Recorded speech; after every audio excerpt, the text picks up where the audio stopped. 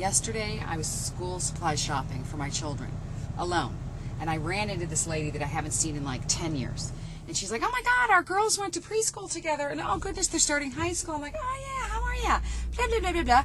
Meanwhile, her daughter comes around the corner and she says, oh, you know, do you remember Liz? And she starts telling her who I am. This little girl, you guys, so cute, so just normal looking, such a rude brat.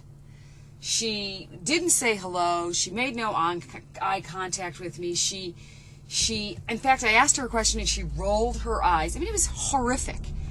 I don't know what I would do if my children behaved this way.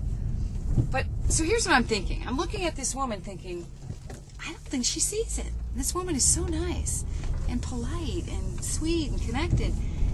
She doesn't see it. You know what it reminds me of? I took this lighting fixture down in my house last year, and I took it out of the ceiling, and there's all these wires, and there's this big hole, and I thought, God, that looks so ugly. And then as the weeks passed and the months passed and I didn't fix it, I started not to notice it. And then, you know, it's still there right now. Is it big and ugly to me? No, I'm just used to it. Do we do that? Do we drop the ball with our kids and then we're just used to it, so we don't really have a gauge or perspective on how incredibly rude our kids are? Oh my God, this was huge for me. I mean, I have tons of thoughts about this, and, you know, I don't judge the kid. I really do. I judge the parents. So anyway, I came home and I pulled my daughter into my room, and I'm like, I really want to talk to you about something. And I was like, do you have any idea how incredibly important it is when you meet another adult or when you meet another person in life to be kind and, you know, to connect and listen and answer? And she's like, yeah. And I said, well, I don't know if you know. And she finally looks at me. She goes, Mom, are you giving me a lecture about something some other kid did? I said, yeah, I am.